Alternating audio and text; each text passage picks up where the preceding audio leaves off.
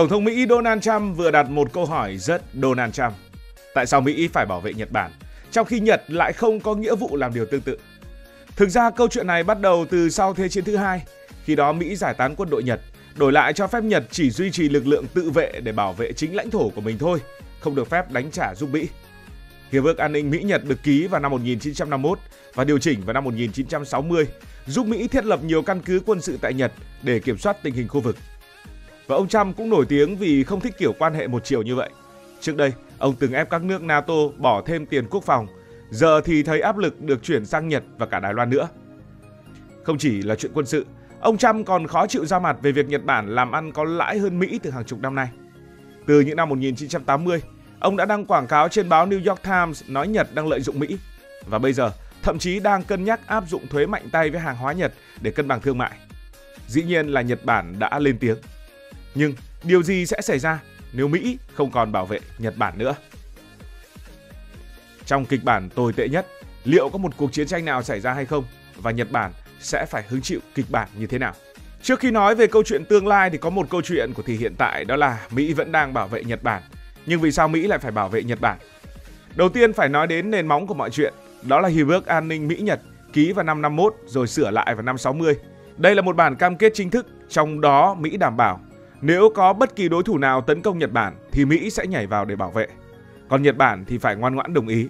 Được thôi, anh muốn đặt căn cứ quân sự trên đất của tôi thì cứ tự nhiên.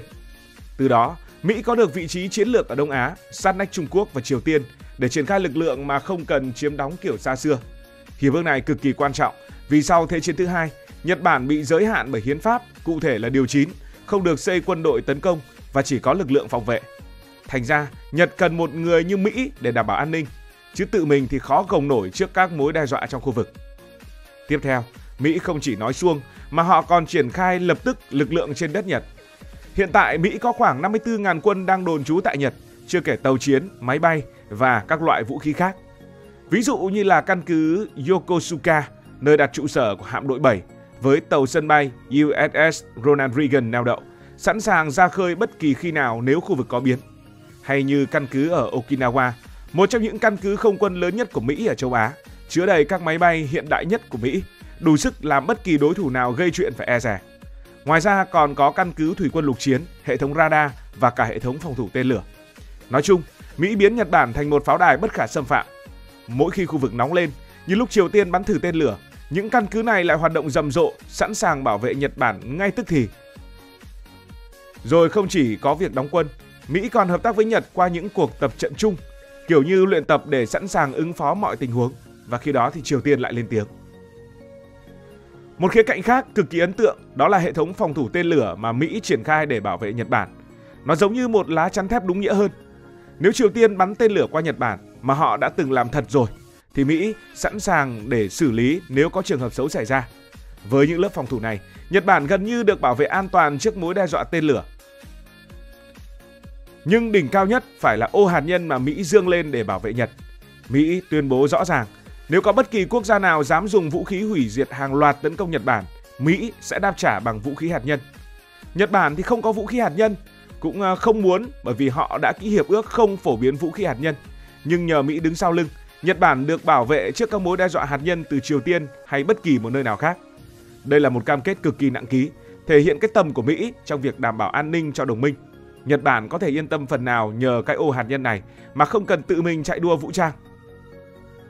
Ngoài việc bảo vệ trực tiếp, Mỹ còn hỗ trợ Nhật về cách cung cấp vũ khí tối tân và chia sẻ công nghệ. Họ bán cho Nhật những thứ xịn sò như máy bay chiến đấu, những loại hiện đại nhất, rồi tàu chiến, tàu ngầm đủ để tăng cường năng lực trên biển.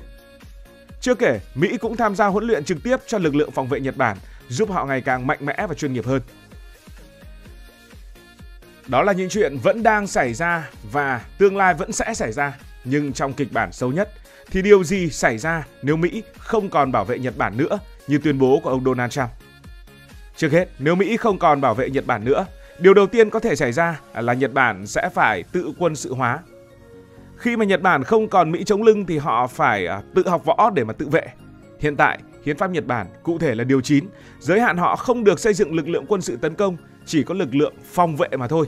Lực lượng phòng vệ, cái tên cũng đã nói lên rất nhiều điều, thiên về phòng thủ và bị động nhiều hơn. Nhưng nếu Mỹ rút đi, Nhật có thể sẽ phải sửa lại điều luật này để lập một đội quân mạnh mẽ hơn, thậm chí tính tới việc phát triển cả vũ khí hạt nhân để đối phó với những mối đe dọa gần nhà như Triều Tiên hay thậm chí là cả Trung Quốc. Một Nhật Bản với quân đội đầy đủ và vũ khí hạt nhân trong khu vực thì khu vực này sẽ cực kỳ nóng. Cái này được gọi là chạy đua vũ trang. Ai cũng lo đối thủ mạnh lên nên phải tự tăng tốc, cuối cùng thì sẽ dẫn đến căng thẳng. Tiếp theo, nếu Mỹ không còn ở sau lưng Nhật nữa, cán cân quyền lực ở khu vực Đông Á sẽ bị phá vỡ. Hiện tại, sự hiện diện của Mỹ ở Nhật Bản giúp kiềm chế các nước như là Trung Quốc hay Triều Tiên. Nhưng nếu Mỹ rút đi, Trung Quốc có thể mở rộng tầm ảnh hưởng, đặc biệt ở những khu vực tranh chấp. Điển hình là quần đảo Senkaku mà Trung Quốc gọi là điếu ngư. Rồi Triều Tiên, không có Mỹ đứng ở đó, họ có thể sẽ mạnh dạn hơn, bắn tên lửa liên tục hoặc làm gì đó khiêu khích Nhật Bản. Và điều đáng lo ngại tiếp theo lại không chỉ đến từ Nhật Bản, mà đến từ phản ứng dây chuyền, một khối domino từ các đồng minh khác của Mỹ. Hãy thử nghĩ, nếu Mỹ bỏ rơi Nhật Bản, một đồng minh chiến lược quan trọng bậc nhất ở châu Á, thì những nước khác như là Hàn Quốc hay một khu vực khác như là Đài Loan, thậm chí các nước NATO ở châu Âu sẽ nghĩ gì? Chắc chắn là họ sẽ rất hoang mang. Với suy nghĩ Mỹ bỏ Nhật Bản được thì liệu mình có bị bỏ hay không? Lòng tin và cam kết của Mỹ sẽ bị giảm sút nghiêm trọng và mạng lưới đồng minh mà Mỹ xây dựng bao năm qua có nguy cơ bị lung lay, thậm chí bị xé lưới. Cần phải hiểu rằng Mỹ không chỉ mạnh nhờ quân đội của họ mà còn nhờ hệ thống đồng minh đông đảo hỗ trợ từ khắp thế giới. Nếu mà mạng lưới này bị cắt, bị đứt, vị thế của Mỹ trên trường quốc tế sẽ bị ảnh hưởng nặng. Và bây giờ, hãy thử hình dung một kịch bản xấu nhất. Triều Tiên bây giờ vẫn thử tên lửa bắn qua đầu Nhật Bản, bắn qua vùng biển của Nhật Bản. Nhưng nếu có một cuộc tấn công thực sự xảy ra thì sao? Trước hết, để nói về kịch bản xấu nhất như trong phim Triều Tiên tấn công Nhật Bản, chúng ta cần phải nhìn vào năng lực quân sự của Triều Tiên trước đã. Triều Tiên không phải quốc gia có quân đội mạnh mẽ kiểu như Trung Quốc hay Mỹ, nhưng họ có một thứ khiến cả thế giới phải dè chừng. Đó là tên lửa đạn đạo và vũ khí hạt nhân. Sau bao năm phát triển, Triều Tiên đã có khả năng bắn tên lửa tầm xa, thoải mái vươn tới toàn bộ lãnh thổ Nhật Bản, thậm chí xa hơn đến một phần lãnh thổ của Mỹ. Quan trọng hơn, họ cũng đã thử nghiệm thành công vũ khí hạt nhân, dù chưa rõ mức độ chính xác hay hiệu quả tới đâu. Nhưng cứ cho là trong kịch bản xấu nhất, họ có thể gắn đầu đạn hạt nhân lên tên lửa và bắn trúng mục tiêu ở Nhật Bản, thì hậu quả sẽ như thế nào? Kịch bản xấu nhất là Triều Tiên sẽ bất ngờ phóng một hoặc một vài quả tên lửa mang đầu đạn hạt nhân nhắm vào những thành phố lớn của Nhật như là Tokyo, Osaka hay thậm chí là căn cứ quân sự của Mỹ vẫn tồn tại ở Okinawa. Nếu một quả tên lửa hạt nhân phát nổ ở Tokyo chẳng hạn, thảm họa nó gây ra sẽ không thể tưởng tượng nổi. Tokyo là trung tâm kinh tế, chính trị và dân số của Nhật Bản, dân siêu đông. Một vụ nổ hạt nhân ở đây có thể chứng kiến hàng trăm nghìn, thậm chí là hàng triệu người thiệt mạng. Hậu quả còn lâu dài kinh khủng hơn, phóng xạ lan rộng, hệ thống y tế sụp đổ, kinh tế tê liệt và cả đất nước rơi vào hỗn loạn. Nhật Bản từng trải qua những vụ bom nguyên tử ở Hiroshima và Nagasaki năm 1945, nên chúng ta có thể hình dung mức độ tàn phá nếu chuyện này tái diễn ở thời hiện đại, với một quy mô nhỏ hơn ở cấp thành phố nhưng lớn hơn ở cấp độ thiệt hại con người. Nhưng mọi chuyện không dừng lại ở đó. Nếu Triều Tiên tấn công Nhật Bản chẳng hạn, chắc chắn Nhật Bản sẽ không ngồi yên. Nhật Bản hiện tại tuy bị giới hạn bởi hiến pháp, không có quân đội chính thức nhưng có lực lượng phòng vệ rất mạnh, cộng thêm hệ thống phòng thủ tên lửa. Họ có thể huy động lực lượng để đáp trả quân sự, dù không có khả năng tấn công hạt nhân thì cũng có thể dùng máy bay, tàu chiến để đánh vào các cơ sở quân sự của Triều Tiên. Và lúc đó, khu vực Đông Á sẽ rơi vào hỗn loạn ngay lập tức.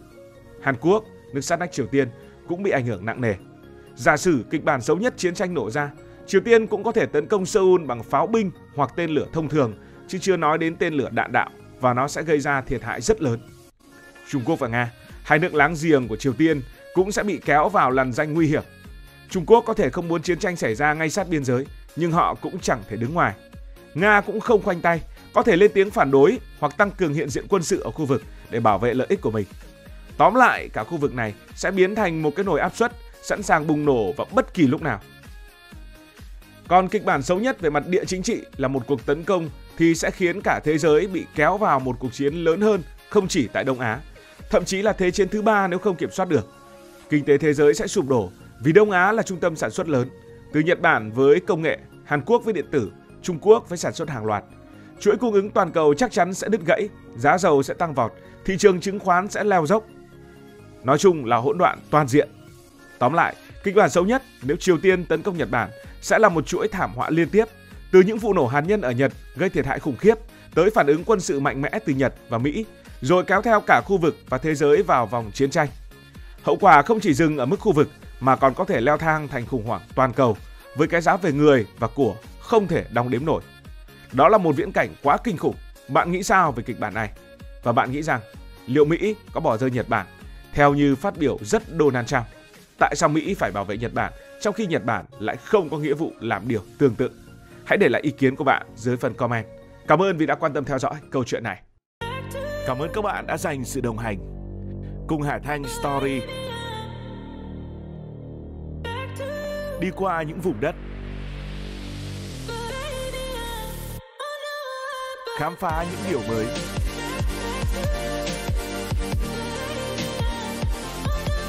Đừng ngần ngại, hãy để lại những góp ý và xin được hẹn gặp lại.